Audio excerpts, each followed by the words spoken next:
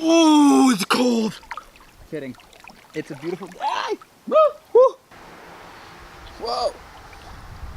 This is my FAQ video in no other fashion than in Bass Lake next to Nestor Falls, Ontario, eating a avocado toast. Except it's not toast, it's bread. Let's hope I don't drop this phone in the water. So, Curtis, whoa, slippery. Curtis Simpson asks, how much does your bike and equipment weigh? I just did this weighing in Lions Head, Ontario. I was pretty surprised myself. It weighs around 90 pounds, so with extra water, extra food, up to 100 pounds. So it's a pretty heavy piece of equipment here. Jordan Weeks, the step-by-step process. I actually made a little video about that. You can check that out right here. And yeah, it's a little video I made just because it varies every time. Like a step-by-step process and how you decide where to sleep each night. Like honestly, if I have a place I want to stay at, like tonight, I want to stay at Sioux Narrows. So I'll show up to Sioux Narrows National Park. I'll say, hey boys, or hey girl, how you doing? I'm doing this thing for charity. Can I stay for free? No problem. And they just bring me usually to the nicest lot they have. So that's pretty cool. Daniel asked, this is a good question. How do you budget for a cross-Canada trip? I don't know. Really, it's a hard question to answer because it all depends on what you really do. For me, I don't know, $2,000. I'll just throw a number out there. Obviously, if you crash a couple drones on the way, number goes up. But whatever, dude. Like, just take it easy. Like, say, all right, $40 for 3 days of food, and you calculate the rest and see what you get. So it'll cost you around $1,200 in food if you do it for 3 months. But it all depends on what kind of stuff you buy, whether you're vegan, stuff will go up, whether you're lactose or whatever, I don't know. And whether you get taken in a lot like I do. People take me in, people call me up cities before, say, hey, like, make sure you stop by. We want to feed you, we want to support, we want to make you, we want to have you sleep in a bed for once. So that saves a lot of money for me. And it all depends if you go to restaurants as well. So I tend to not go to restaurants if I can help it. So yeah, honestly, just food. Because I have my tent, I camp wherever I want. Maybe throw in an extra $100 for buying propane along the way. Propane, butane. But apart from that, maybe if you're lavish, like $2,000, you know? So yeah, that's just the camping or having people take you in kind of method.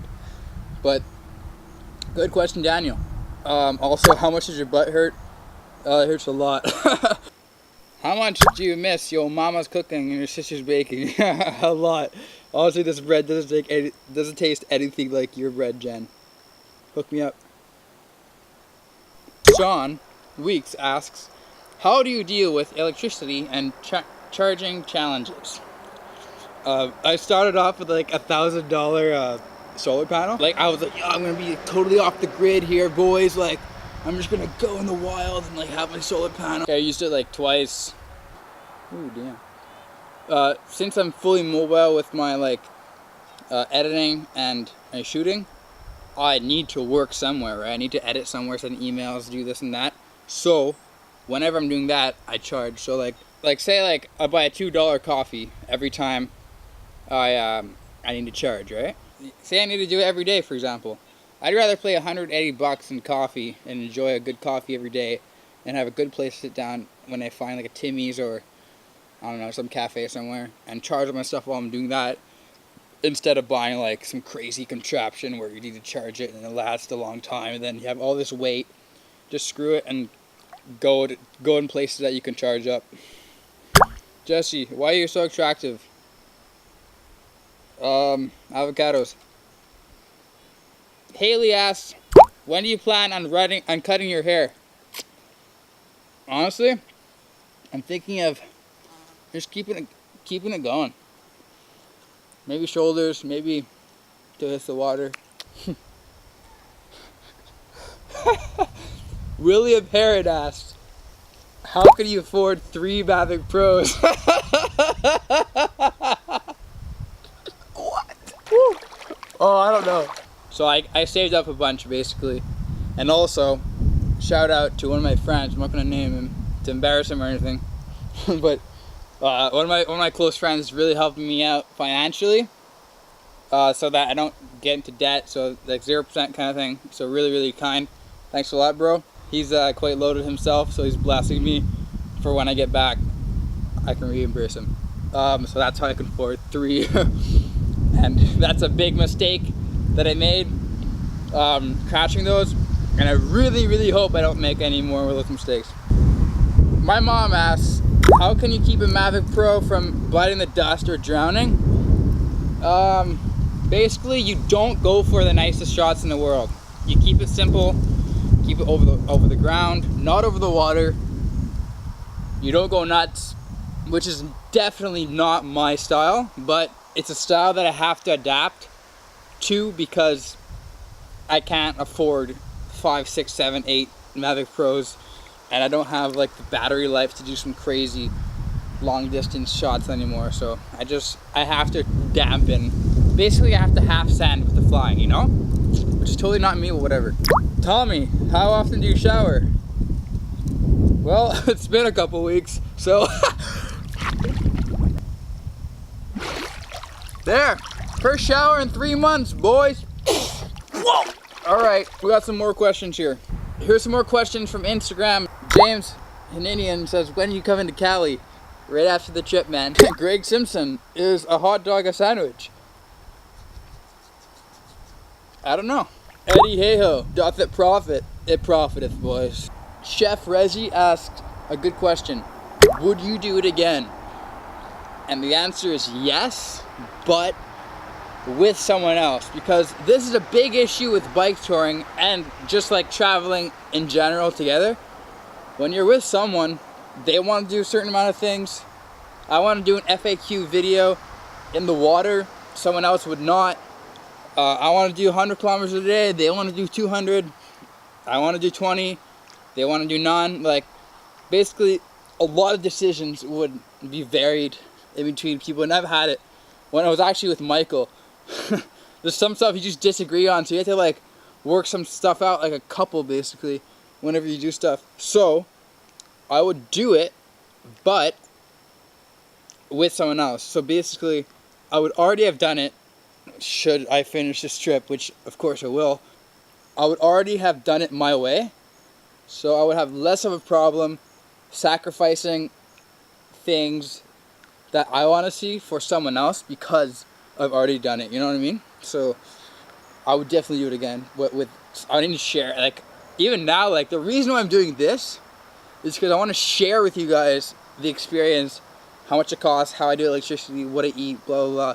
Because, like, I want to share, I want you guys to do it, maybe even do it again with you guys one day, you know? Johnny Langlow, hey buddy, are you still as motivated as the first day? Best wishes from Switzerland. Thanks, man. I think so. I think the first day was actually more cold. I had more cold feet than right now because I'm pretty cold right now, but I don't know. It's kind of been like a pretty constant for me. So I'd say, yeah, like I've always had Vancouver in the horizon, in the headlights, you know, just like ready to hit it. So yeah, I've always been as motivated as first day. I'm still as motivated now, but if you check out the videos, there's some days, especially in Newfoundland, where I'm just like, man, why am I making this video? Why am I posting it? I'm kind of like really down, like fixing tires, spares, like headwinds. Just like some days I'm really like not down. So like right now, for sure, I'm just motivated. I'm like one of the most beautiful places in the world, the most beautiful place in the world, Canada. But just here, it's pretty incredible, and yeah, I'm really enjoying it. So I am just as motivated. And Matt Trudeau asked, what are your plans once you've done the trip? just as this trip is planned, very like spontaneously, like I don't know, honestly I know where I'm gonna sleep tonight, kind of. The next night, no idea, kind of thing. So once I'm done the trip, I don't have any solid plans at all. I do have my work to go back to. It's supposed to be mid-September, but I just asked for an extension for mid-October, so we'll see how that goes. But definitely more content, more filmmaking. I'm partnering with the trail and making videos with them for different sections of the trail, like hiking and cycling, possibly even winter sports. As I go into the winter, I'm thinking about doing those kind of things too. So definitely my plans are more travel, more adventures, and like better quality as well, and less drones getting crashed. There's a couple questions that really always come up. So basically every gas station I stop off at to go to the bathroom or get water, or any like grocery store I stop off at, when people see the bike, it's an immediate conversation starter, especially the Canadian flag. When did you start? The 16th of June. Oh, wow. Where do you camp? Anywhere I want. Legally. Kind of. Man, like, just honestly, it all depends on the type of person. It's pretty funny. More pessimistic people will find the least, well, obviously the least positive things, like only the negative things to mention. So I was on this ferry to Manitoulin Island from Lancet, from Tobermory actually. This guy, I'm willing to live a healthy lifestyle, doing this for charity, and he's just ripping on bikers, and he's just like, man, you guys stay off the road. I'm like, okay. He's like, if you see a black Jeep running you off the road, you'll know it's me. I'm like, dude, your wife and kids are right here. Like, what's wrong with you? He goes on to say how I'm not gonna make it. I'm gonna stop in north of Sault Ste. Marie because there's too many hills and there's too many things to stop and look at. Well, buddy, I'm past that, so there's that. So, buddy's already wrong in one aspect. All this other stuff, like I almost stood him up in front of his family. But I just shut up, went to my editing. I'm like, I can't spend any more time wasting my time talking to you. Sorry. Yeah. So, a lot of people like that will say, it's gonna be too cold, you're gonna be too late, you're way too late. So people which focus on problems and like negative things will definitely tell me it's too late, I'm too late, I need to restart. But like really, people that know that it doesn't matter if like there's snow, it doesn't matter if there's hail, it doesn't matter if it's like 30 degrees like today or 25, whatever, like boiling hot, scorching, sunburn. They don't even mention the snow because they know that someone who has the will to go 8,000 kilometers doesn't care if he has a rainy day or a snowy day. Like, buddy, just put on a sweater.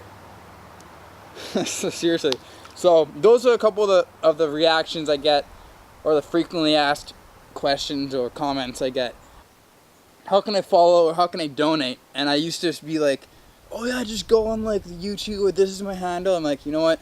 Screw it. So I just made everything. The Adventures of Timmy Leger, starting to brand that, made cards, here they are. And yeah, so I started doing that. Now I give a card, boom, they have the info, they can donate on the other side of the donation link, so it's A-OK, perfecto.